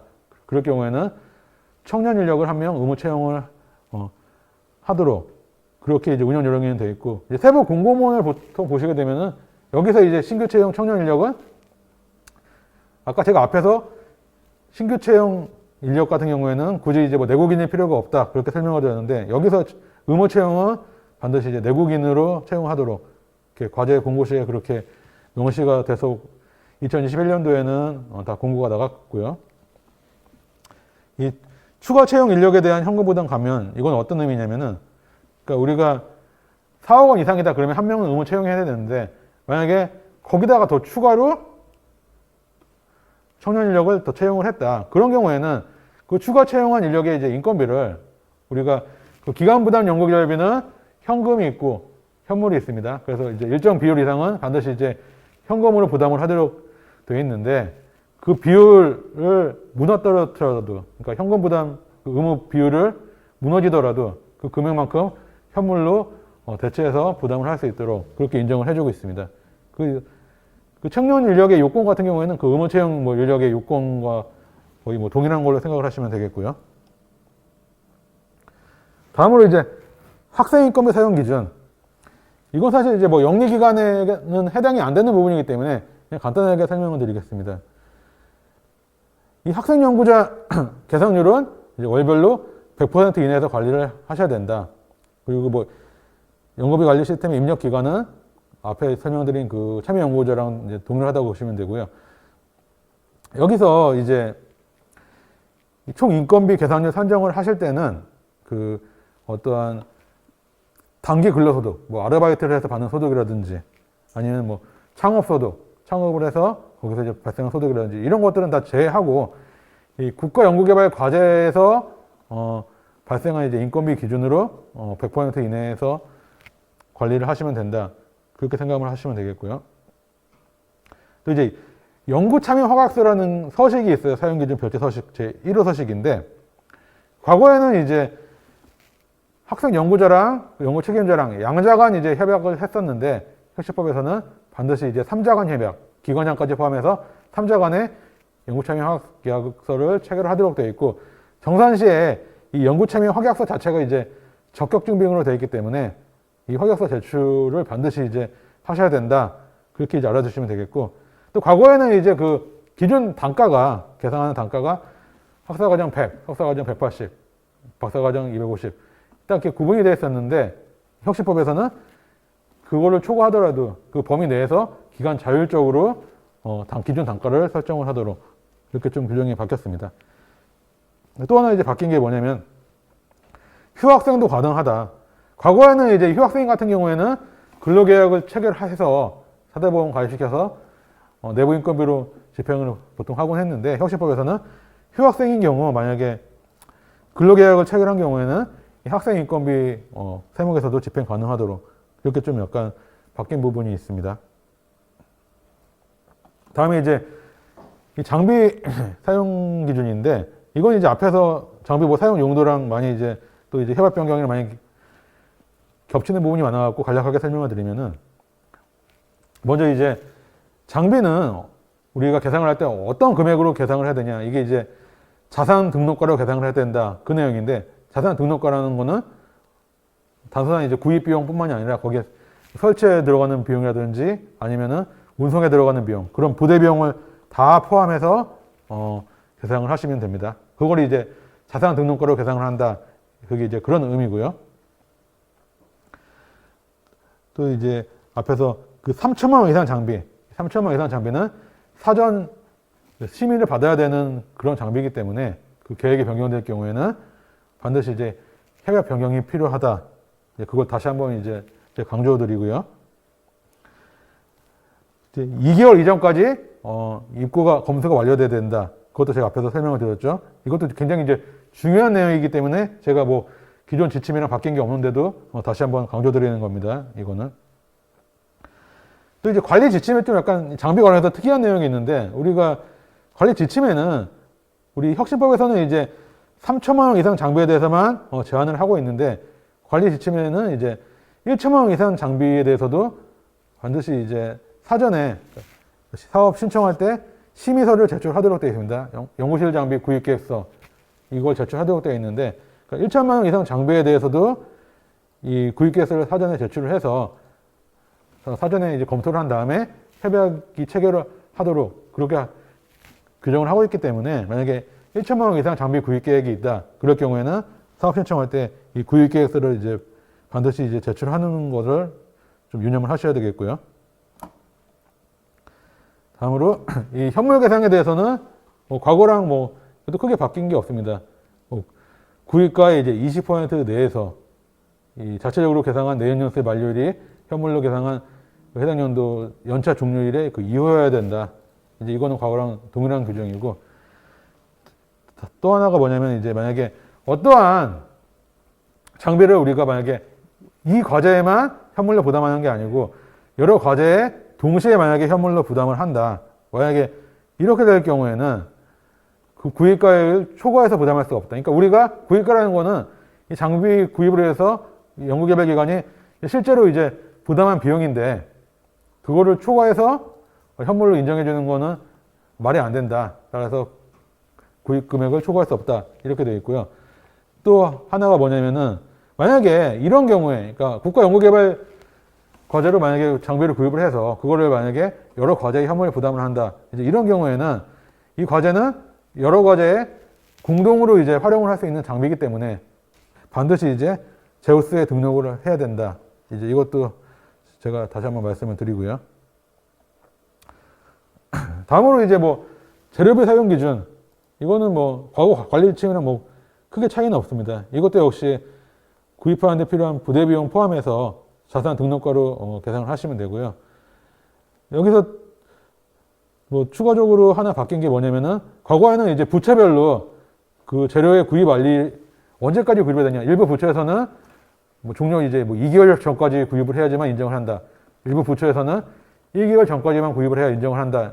부처별로 조금 기준이 상이했었는데, 이 혁신법에서는 명확하게 종료일까지 구매가 가능하다. 근데 여기서 제가 앞에서 설명드렸지만 구매로는 안 되고 검수 플러스 사용까지 종료일 전에 다 이루어져야 된다. 이제 그걸 유념을 하셔야 되겠고요. 또 만약에 시제품을 자체 제작한다. 이럴 경우에는 참여 연구자 이외의 인건비도 노무비도 계상을 하실 수가 있습니다. 과제비로. 이 참여 연구, 만약에 단순히 이제 이 인력이 연구에 참여는 안 하고 단순히 이제 제작에만 참여를 한다. 근데 그 인력을 만약에 참여 연구자로 등록을 해버리게 되면은 그 사람한테 뭐 연구수당도 줘야 되고 또 여러 가지 복잡한 문제들이 많이 생기기 때문에 정산에 있어서 단순히 이제 단순 제작에 참여하는 인원이다. 그런 경우에는 그 인력의 인건비는 이 연구재료 제작비로 집행이 가능하도록 그렇게 이제 규정을 하고 있고요. 다음으로 이제 활동비 사용 기준은 제가 앞에서 이제 그 사용 용도랑 많이 좀 주목되는 내용도 있기 때문에 간략하게 설명을 드리겠습니다. 먼저 이 지식재산 창출 활동비는 그 이제 특허에 컨설팅에 발생하는 비용이다. 필요한 비용이다. 제가 그렇게 설명을 드렸는데, 이때 좀 유의하셔야 될 거는 이 지식재산 출원 등록비는 관잡비 성과활용 지원비에 해당이 되기 때문에 만약에 이 비용을 이 연구 활동비로 집행을 하게 될 경우에는 간접비성 비용으로 해서 정산할 때 이제 불인정 처리가 될 수 있다. 이제 그런 내용이고요. 또 이제 외부 전문기술 활용비 같은 경우에는 제가 한도가 있다. 40%. 직접 현물 포함한 직접의 40%그 한도가 있다. 그걸 좀 주의를 하셔야 되겠고요. 이제 회의비는 이제 보통은 이제 뭐 물론 장소 임차료도 집행하는 경우가 있지만 식대 다가비로 집행하는 경우가 많은데, 이제 내부 회의비는 안 된다. 이제 그런 뜻입니다. 이건 뭐 과거에도 동일하게 이제 내부 회의비는 뭐 집행이 안 된다. 그렇게 했었는데, 여기서 이제 좀 주의하셔야 될 거는, 그러니까 회의비 중 제가 아까 앞에서 회의비의 개념이 좀 넓어졌다고 말씀드리지 않았습니까? 그러니까 식비뿐만이 아니라 뭐 장소 임차료나 세미나 개최비도 다 회의비에 포함이 된다. 그렇게 말씀을 드렸는데, 식비가 안 된다는 거지, 만약에 내부 회의에 대해서 장소 임차료에 대해서는 안 된다는 얘기가 없어요. 따라서 만약에 내부 회의를 개최하더라도 그 장소 임차료에 대해서는 회의비로 집행이 가능하다. 이제 그렇게 해석이 되고요. 출장비는 이것도 과거랑 역시 변경된 게 별로 없는데, 공무원인 경우에는 공무원 여비 규정을 따라야 된다. 아닌 경우에는 자체 규정에 따라서 계산을 해야 된다. 그러니까 기본적인 기조가 이거예요. 이 국가연구개발혁신법이라는 게 이 연구비 사용에 있어서 최대한 연구기관의 자율성을 보장해주는 개념이기 때문에 가급적이면 이 연구활동비 같은 경우에는 다 기관 자체 규정을 따라서 집행이 가능하도록 그렇게 규정을 하고 있습니다. 소프트웨어 활용비는 제가 앞에서 이제 설명드렸듯이 2개월 전까지 이제 사용계획이 체결돼야 된다. 그런 내용이고요. 이 연구실 운영비는 제가 앞에서 자세하게 설명을 드렸죠. 그러니까 사무용품비는 제한이 없는데, 이제 연구실 운영에 필요한 소모성 경비는 영리기관 사용이 안 되고, 사무용 소프트웨어라든지 사무용 기기, 연구환경 유지 비품 같은 경우에는 반드시 이제 별제 서식을 제출해야만 영리기관이 사용 가능하다. 이제 그런 내용이고요. 또 논문 게재료도 제가 앞에서 설명을 드렸죠. 과거에는 연구개발계획서에 반영이 안 돼 있으면 다 불인정이었는데, 이 혁신법 하에서는 사사 표기가 설령 없다고 하더라도 이 해당 과제랑 직접 관련된 논문 게재료는 사용이 가능합니다. 다음으로 이제 비영리기관의 사용 기준인데, 이제 전문가 활용비, 이게 많이 좀 달라요. 전문가 활용비 같은 경우에. 그러니까 영리기관은 기관 내부의 전문가 활용은 아예 사용이 안 돼요. 사용이 안 되는데, 비영리기관 같은 경우에는 내부 전문가 또는 연구개발 과제를 수행하는 연구개발 기관 간 전문가라 하더라도 그 참여 연구자가 소속된 그 최소 단위 부서랑 만약에 소속이 다르다 할 경우에는 이 내부 전문가 활용비도 연구비로 집행이 가능하도록 이렇게 규정을 하고 있습니다. 이것도 뭐 과거에 우리 뭐 관리 지침에서는 내부 전문가 활용비는 아예 뭐 안 된다 그렇게 돼 있었지만 뭐 과거에 공동관리 규정이나 그런 데서는 뭐 허용을 하고 있었던 부분이기 때문에 뭐 크게 이제 뭐 변동된 부분은 아니고요. 연기기간 사용 기준은 제가 앞에서 이제 뭐 설명드린 부분이기 때문에 뭐 여기서 뭐 추가로 설명할 부분은 없는 것 같습니다. 다음에 연구수당 이게 굉장히 이제 중요해요. 이게 한도 관련해서 굉장히 불인정이 많이 나오는 세목 중에 하나인데 이거는 실제 계상할 때 비율이 있지만 실제 집행을 할 때는 계상할 때 그 대상이 되는 그 기준 금액이 달라질 수가 있기 때문에 집행할 때 항상 더 이제 주의를 하셔야 된다. 그러니까 수정인건비의 이제 20% 범위 내에 계상을 하는데 그 수정인건비 자체가 정산 결과에 따라서 뭐 불인정이 날 수가 있고 아니면은 100%다 이제 집행이 안 될 수도 있기 때문에 다시 한번 주의를 하셔야 된다. 사용하실 때는 그걸 제가 강조를 드리고요. 또 이제 참여 연구자 전부를 대상으로, 그러니까 일부 참여했다가 뭐 퇴사한 인원이 있을 수도 있기 때문에 그런 것까지 다 고려해서 모든 참여 연구자 대상으로 기여도 평가를 하셔야 됩니다. 또 연구수당은 증액이 안 된다. 그것도 제가 설명을 드렸고요, 앞에서.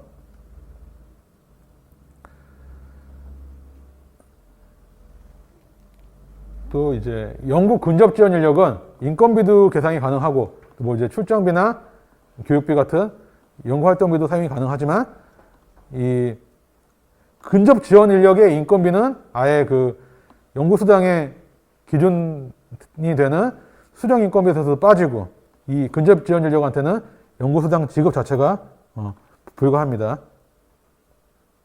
그리고 제가 앞에서 그 인건비 설명을 드릴 때 인건비 계상률 계산을 할 때 그 연봉에는 뭐 어떤 연구수당이라든지 능력평가급은 제외하고 계상을 해야 된다. 그 설명을 드렸는데 연구수당은 이 국가연구개발과제 참여에 따라 갖고 연봉과는 별도로 추가로 이제 인센티브를 받는 개념이기 때문에 인건비 계상의 대상 그 기준금액에서도 빠져야 되고 지급 자체도 아예 이제 인건비와는 별도로 구분해서 추가적으로 지급하는 그런 방식으로 집행이 되어야 됩니다. 다음은 이제 이 위탁 연구 개발비 이거는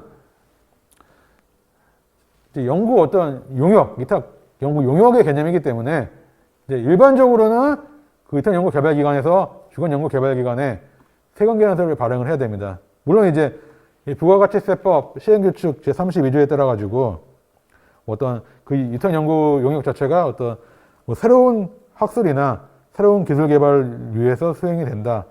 이제 그런 경우에는 예외적으로 이제 뭐 과세 대상이 아닐 수도 있는데 이거에 대한 어떠한 만약에 그래서 우리 이걸 과세로 처리 안 하고 만약에 면세로 처리했다. 그럼 그거에 대한 어떤 세무 리스크는 그 위탁연구기관이 직접 다 부담을 하셔야 됩니다. 따라서 이거에 대한 입증 책임은 이제 위탁연구개발기관이 부담을 하는 거고 일단 기본적으로 일반적으로는 이 위탁연구개발 그 성과물의 기속이 주관 기관에 기속이 되는 거기 때문에 이건 이제 용역의 개념으로서 세금 계산서는 반드시 이제 발급을 해야 된다. 그럼 이제 세금 계산서는 이제 발급을 하는데 언제 발급을 해야 되냐? 어떤 우리 RCMS를 통해서 이게 사업비가 이제 위탁연구개발기관에 직접 지급이 되기 때문에 좀 이제 헷갈려 하시는 분들이 많아요. 이게 주관기관 통해서 받는 게 아니지 않느냐? 우리가 직접 받는 거 아니냐? 이제 그런 거에 대해서도 문의가 많고 이거에 대해서는 제가 앞에서 답변을 드렸죠. 어디까지는 주관기관에 통해서 이제 받는 거고 단순히 이제 RCMS 시스템 편의 때문에 직접 지급이 되는 것 뿐이다. 그러니까 주관기관에 세금계산서를 발행을 해야 된다. 제가 이건 앞에서 설명을 드렸고 또 하나는 세금계산서를 발급을 하는데 세금계산서를 언제 발급을 해야 되냐. 이제 이거에 대해서도 문의가 많은데 우리 원칙적으로 이 용역의 그 공급 시기는 용역 제공이 완료되는 날입니다. 그러니까 원칙적으로는 개발기간 완료일에 지급을 발급하는 게 맞는데 부가세법 보시면 또 이제 세관계약서가 이제 선발행이 가능한 예외 사항들이 몇 개 있는데, 이것도 이제 연구개발비를 나중에 완료된 후에 한 번에 받는 게 아니라 전에 이제 미리 받는 개념이기 때문에 그거에 예외 사항에 해당이 돼서 뭐 선발행하는 경우도 충분히 있을 수 있다. 이제 그렇게 또 설명을 드리고요. 또 이제 RCM에서 통해서 직접 연구개발비를 받기 때문에 사용실적 보고서나 뭐 회수금 반납 같은 경우에도 위탁개발기관에서 직접 진행을 하시면 됩니다. 다음은 이제 간접비. 간접비의 제가 사용 용도는 제가 앞에서 이제 상세하게 설명을 드렸기 때문에 여기서 뭐 이제 추가적으로 설명드릴 부분은 뭐 많이 없는데, 이 연구개발 능률 성과급 같은 경우에도 한도가 있습니다. 비영리기관은 회계년도 간접비의 10%, 영리기관은 간접비 총액의 10%, 이 한도가 있고요. 그러니까 비율은 뭐 비영리나 영리나 동일한데 그 대상에 대해서는 기준 금액 자체가 조금 차이가 있고요. 또 앞에서 제가 설명을 드렸지만 다시 한번 강조드리면은, 만약에 능력 성과급을 지급하겠다 그럴 경우에는 지원 인력뿐만이 아니라 반드시 이제 참여 연구자도 다 포함해서 성과 평가를 실시를 해야 된다. 이것도 제가 강조를 드리고요. 이게 과거랑은 좀 이제 차이가 있을 수 있는 부분이었고 제가 강조를 드리는 겁니다. 이런 부분들은.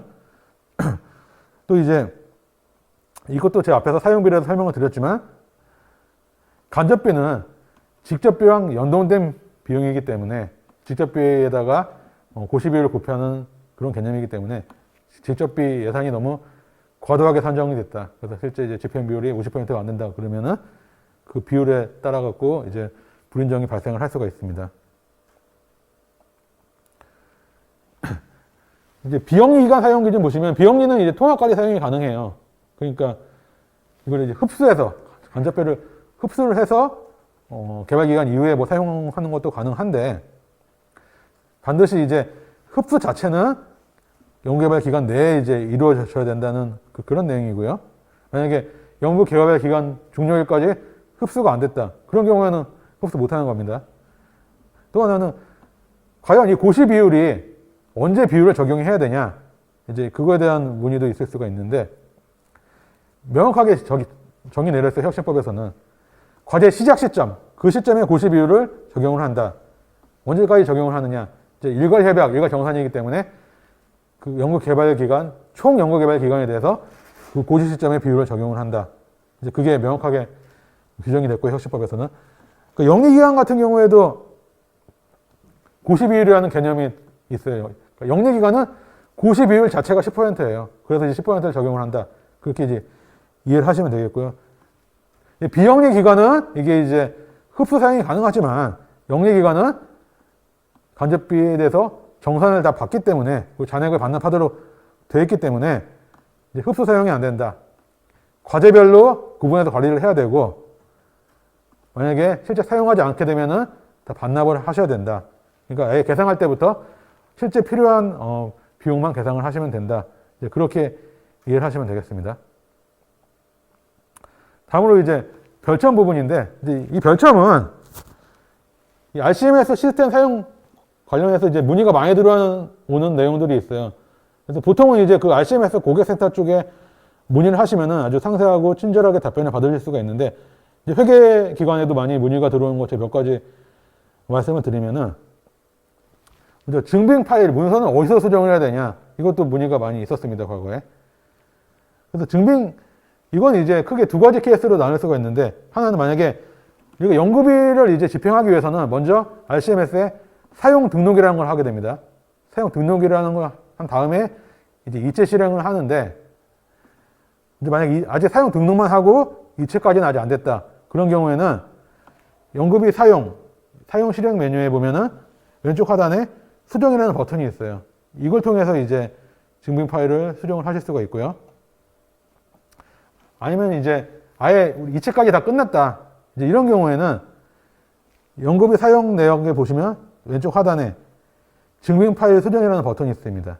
이 버튼을 통해서 수정을 할 수가 있습니다. 그 부가세 복원은 또 이제 어떻게 해야 되냐? 이제 이것도 문의가 많은데, 이 부가세 복원은 RCMS에 이제 연구비 취소로 가시면은 그 밑에 이제 부가세 복원이라는 메뉴가 있습니다. 여기서 각 개별 건별로 우리가 복원하고자 하는 집행권을 선택을 한 다음에 이건 굳이 이제 한 번에 한 건만 선택을 할 필요는 없고 한 번에 뭐 여러 건을 선택을 해도 되는데 선택을 한 다음에 이 복원 실행이라는 버튼을 클릭하면은 가상계좌가 발급이 됩니다. 가상계좌로 이제 입금을 하시게 되면은 그러니까 어떤 기관에서는 이걸 뭐 그냥 우리가 사업 연구비 계좌에다 그냥 입금하면 되는 거 아니냐, 복원되는 거 아니냐.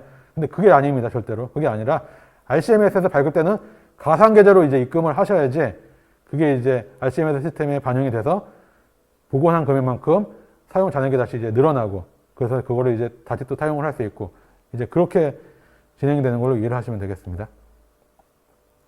다음으로 이제 비목 수정. 이것도 문의가 많습니다. 그러니까 우리가 이거 만약 재료비인데 활동비로 등록을 잘못했다. 이런 경우에 어떻게 수정을 해야 되냐? 이것도 이제 문의가 많은데 이것도 이제 RCMS 시스템에서 그거를 이제 뭐 취소한 다음에 다시 집행을 해야 된다. 이제 그런 건 아니고요. 연구비 사용 밑에 보시면 연구비 사용 결과 내역이라는 메뉴가 있습니다. 여기 오른쪽 하단에 비목 수정이라는 버튼이 있는데 이 버튼을 통해 가지고 그냥 사용 내역을 다시 집행권을 다시 뭐 취소할 필요 없이 비목만 변경할 수 있도록 그렇게 기능이 있습니다. RCMS에. 다음으로 이제 뭐 참여 연구자 변경 방법 이것도 문의가 많이 있는데 이건 앞에서 제가 뭐 경미한 협약 변경 사항에 대해서 SM테크에 자체 변경 등록만 하면 반영이 된다 설명을 드렸고요. 다음으로 이제 이 RCMS 관련해서 뭐 자주 묻는 질문들이 이제 몇 개가 있는데 여기서 이제 제가 다는 설명을 못 드리고 이거는 뭐 RCMS 시스템 가면은 그 시스템의 뭐 FAQQ 그 매뉴얼 통해서 제가 거기서 발췌한 거기 때문에 RCMS 시스템에서 뭐 이 답변은 확인하실 수가 있고요. 제가 이제 뭐 중요한 사항 몇 개만 설명을 드리면은 먼저 이제 2월분 등록은 어떻게 해야 되냐. 그러니까 2월이 어떻게 되냐. 이제 이거에 대해서 질문이 많습니다. 만약에 우리가 총 연차가 2년 차다. 1차년도 끝나면은 2차년도로 어떻게 2월이 되냐. 이제 그거에 대해서도 문의가 많거든요.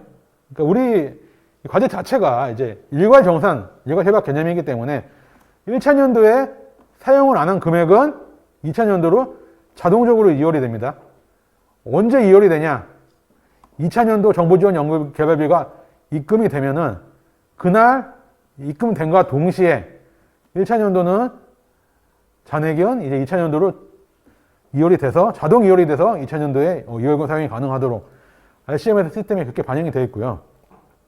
근데 여기서 이제 좀 주의하셔야 될 게 뭐냐면은 현물은 2월이 안 됩니다. 현물은 이제 1차년도 잔액이 2차년도 2월이 안 되고 또 하나 그러니까 진도 보고서라는 걸 이제 만약에 제출하게 되는데 2차년도 과제 같은 경우는 1차년도 종료 30일 전까지 진도 보고서 제출을 하게 되는데 진도 보고서 제출하게 되면은 그 진도의 보고서 제출에 대해서 진도 점검을 받아야 되기 때문에 전문기관에서 사용 중지를 시켜놓습니다. 한 1개월 정도. 그러니까 진도 보고서 제출하는 시점부터 진도 점검이 끝날 그 사이 기간 동안에 사용 정지를 시켜놓습니다. 그러니까 그 기간 동안에는 이제 실무상 사용을 못하게 되겠죠, 연구비를. 따라서 1차년도 사업비는 진도 보고서 제출 전까지만 자율적으로 사용이 가능하다. 그 후에는 이제 2차년도 정부 지원 개발비 입금 후에 자동적으로 이제 2월이 돼서 그 후에 이제 사용이 가능하다. 이제 그렇게 이제 이해를 하시면 되겠고요. 또 하나 이제 제가 앞에서 이제 집행 마감은 굉장히 이제 신중하셔야 된다. 집행 마감 이후에는 사업비 사용이나 수정이 불가능하다. 그렇게 설명을 드렸는데 만약에 집행 마감을 실수를 했다. 그런 경우에는 어떻게 처리를 해야 되냐? 이제 거기에 대해 답변을 드리면은 이 집행 마감을 해제할 수 있는 권한은 회계기관에는 없습니다. 회계기관에서 사용실적 보고서를 반려할 수 있는 권한은 있는데 집행 마감까지는 해제를 못해요. 이거는 이제 자금이랑 관련된 국가 자금이랑 관련된 굉장히 중요한 거기 때문에 회계기관에서 거기까지 처리는 못하고 이거는 이제 그 전문기관의 과제 담당자가 권한을 가지고 있습니다. 그 과제 담당자한테 요청을 해서 집행 마감을 해제해야지만 그 이전 상태로 돌릴 수가 있고 그러니까 많이 실수하는 것 중에 하나가 이제 만약에 현물 등록을 안 하고 집행 마감 버튼 눌러버리는 건데 그런 경우에는 과제 담당자한테 요청을 해서 집행 마감 해제를 해야지만 현물 다시 등록하고 다시 집행 마감하고 다시 실적 보고 제출하고 그런 프로세스로 진행이 될 수가 있습니다. 그리고 이제 집행 마감이나 그 이후에 뭐 사업비 사용 내역 수정 그게 이제 안 되는 거지. 또 추가 집행이나 그게 안 되는 거지. 증빙 문서 수정 자체는 사업비 시행 실적 보고서 제출 이후에도 만약에 그게 미확정이나 그러니까 정산기관에서 아직 뭐 정산을 안 했다거나 아니면은 정산을 했는데 뭐 보완 요청을 받았다거나 그때는 증빙 문서 수정은 얼마든지 가능하다. 예, 그렇게 제가 설명을 드리고요. 그 이제 실제 보고서 제출도 제가 앞에서 설명드렸는데 이건 다시 한번 강조드리는 겁니다. 그러니까 RCMS 정산은 각 기관별 정산이다.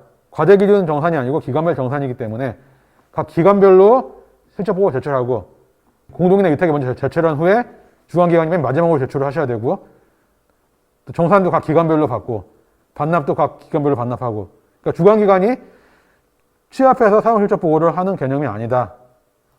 뭐 그렇게 이제 제가 다시 설명을 드리고요. 뭐 이제 나머지 내용은 뭐 제가 앞에서 설명드린 그 범위에 있고 또 이제 RCMS 시스템을 통해서 충분히 이제 뭐 확인 가능한 내용이기 때문에 오늘 뭐 교육은 제가 이상으로 마치는 걸로 하겠습니다.